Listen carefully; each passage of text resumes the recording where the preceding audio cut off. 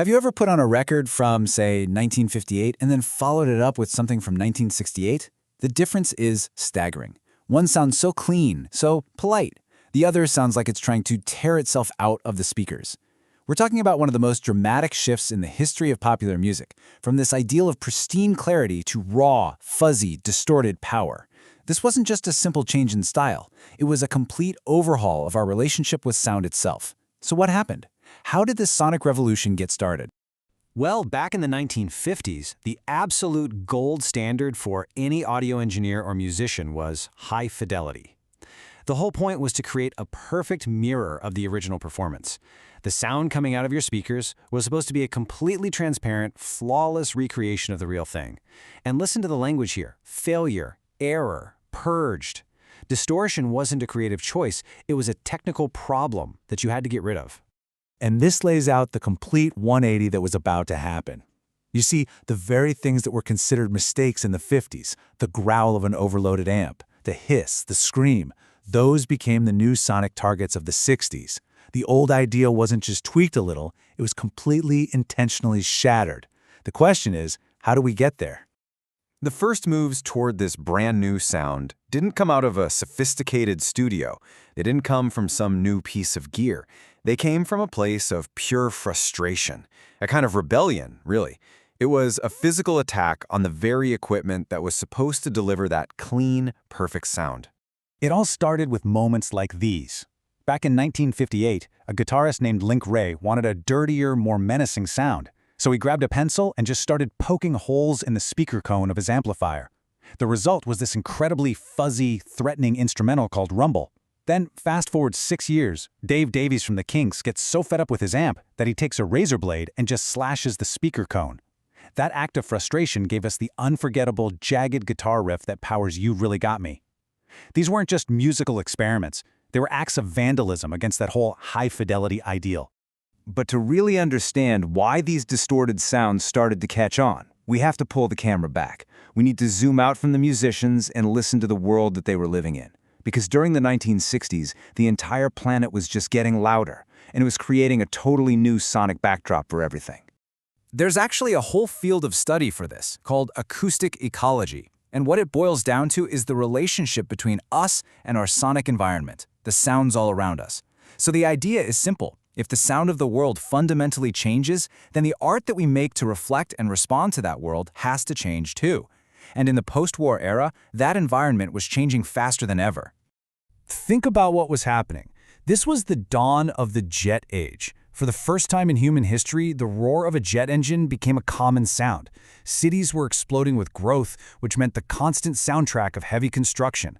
The hum of industrial machinery wasn't some far-off noise anymore. For a lot of people, it was the very air they breathed. All of this noise created a new, much higher sonic floor for daily life. Okay, so you've got a world that's getting a lot louder, and you have musicians who are starting to experiment with physically damaging their gear. The stage was set.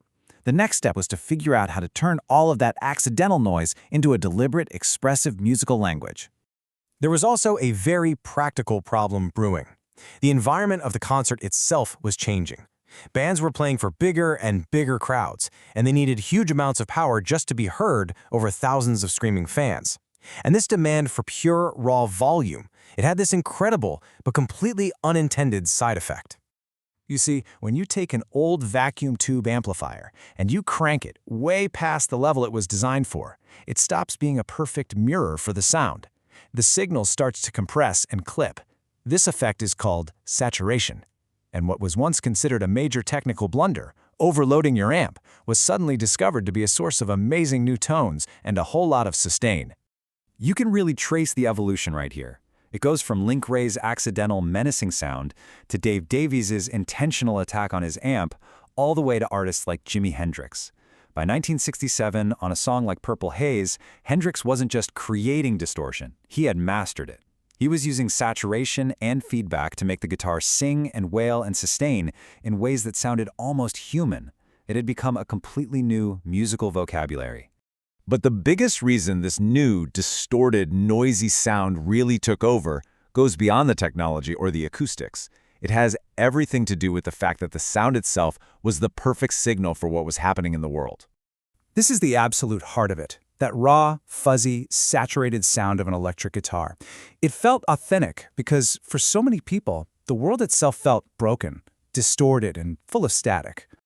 The 1960s was a decade that was just defined by friction. You had massive social movements that were challenging every part of the old order. You had the enormous anxiety and division caused by the Vietnam War. And you had a generation gap that felt like an unbridgeable chasm.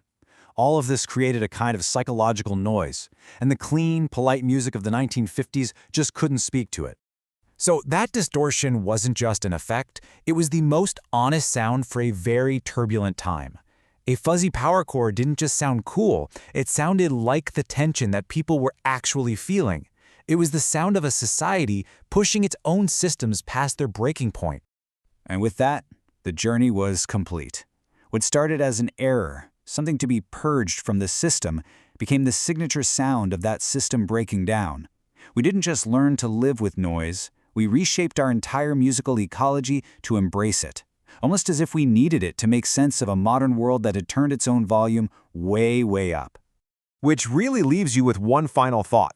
This sonic revolution didn't just give us a few new sounds to play with, it fundamentally altered our perception of what music could even be. After learning to find so much meaning and art in all of that friction and noise, could we ever really go back to hearing silence in the same way?